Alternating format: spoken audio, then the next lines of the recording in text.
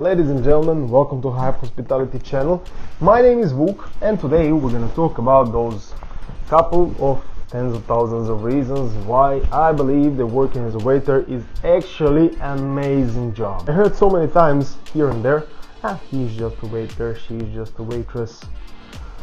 I think that's absolute bollock, because being a waiter is not so easy, especially if you are doing it the right way. It's a beautiful call, especially if you don't just serve, but you are actually taking care of people. I strongly believe in a waiter's profession. I'm gonna start with the reasons.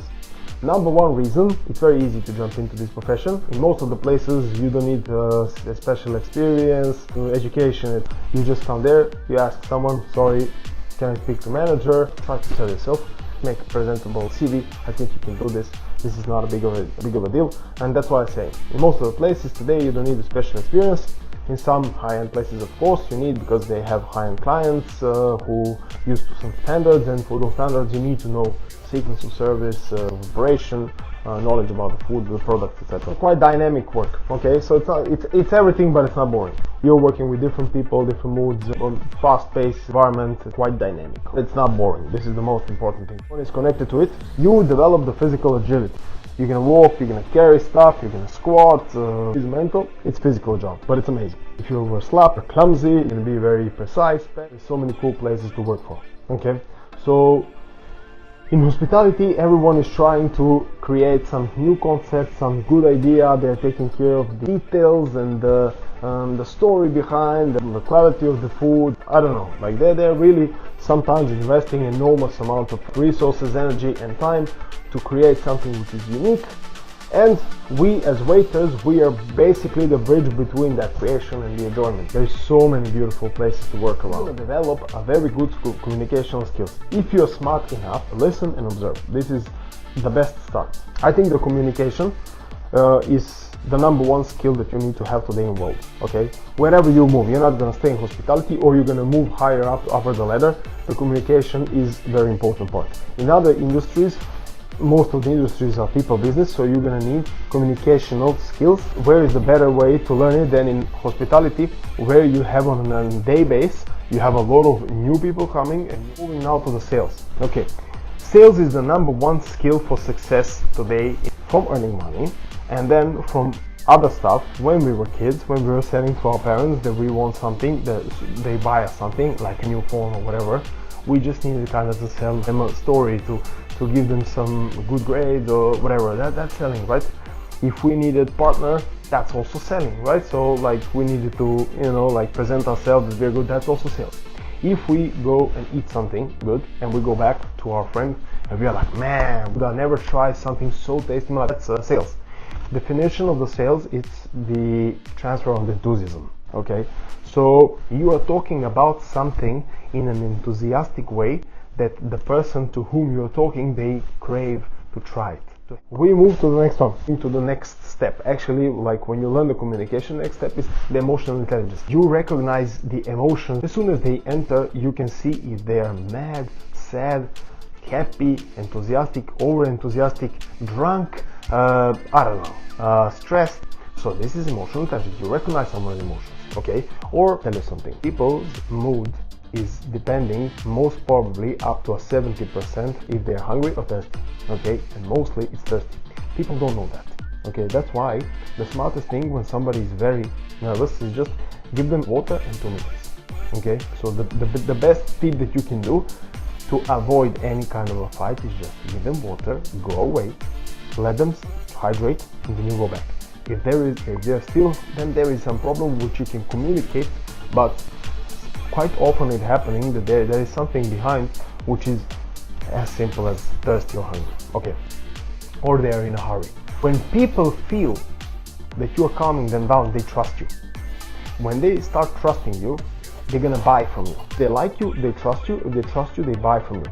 But in situations when they're nervous, a very important thing is that you are like an emotional cushion where they're gonna land on, and you're gonna calm them down. You're gonna give them a little bit of water, understanding, time, space, and then when they calm down, when they settle, they're gonna say, all right, okay, so now we can go talk to this guy, because that guy came somehow, but he was not over pushy. He felt us. He understood that we are not in the best mood of that. Emotional intelligence is very important. This is the highest level. Once you reach this, you completely start enjoying work because you don't have any problems. You just have different types of people with who you are dealing in different types of ways, and that's it. So like you just start enjoying every shift. There is 0.01% of people who are scumbag and who I don't want to deal with, but those are so rare that they come maybe once in a year. Okay, how to work with different people, different types of personalities are coming in different moods, different languages, different educations, everything is different. Okay, and you just kind of learn how to be professional and deal with them in the best possible way. Passion. You create the passion towards working with people. I did it. Working with the products, food, drinks, wines, whiskeys, gins, vermouth, types of cuisine, types of steaks, pairing food with wine, a big like world of discovering the passion and starting to like and understand and trying to bring that to the guests. And they're very thankful how the guests are usually thanking you, apart from being very grateful and showing you that by giving you a good tip. Okay, not in most places I believe, yeah, especially in Japan. Alright, so the last but not least is earning good money. This is for me, of course, the most important part about which I want to talk about in the next most probably 5 to 10 years. Okay, you can earn good money. Okay, I'm not saying it's like business good money or it's like this that, but or it's not like an online website store in the internet, but you can earn a quite decent amount of money in most of places where you work. You can earn the salary, you can earn the tips, pay your rent, your bills, your food, and save a little bit of money. Okay, and if you are giving your best but you cannot do it, then maybe it's time to move to some other place. So yeah, a little bit of adjusting. If you see something is not going good in that place, it's time to move. All right, so the most important thing is that all these skills which I said, when you learn how to deal, you're going to learn how to multitask, you're going to learn how to deal in your personal life or in your next job, which is maybe not connected to hospitality or is just a higher ladder in that industry. If we develop the core skills, we start enjoying this work. We start enjoying work shifts. We are happy with ourselves. If we know how to take care of ourselves, we learn how to take care of other people.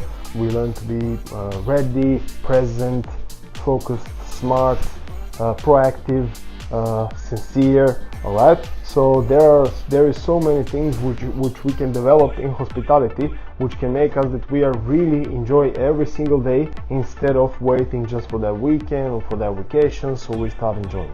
Okay. Thank you very much for listening. It was as short as possible, but I try to wrap up everything what I strongly stand for and what I believe and what I want other people to understand and shift.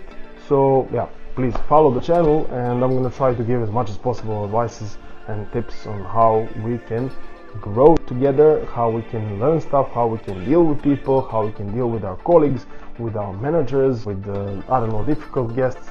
I love you so much. Thank you very much. See you soon. Ciao.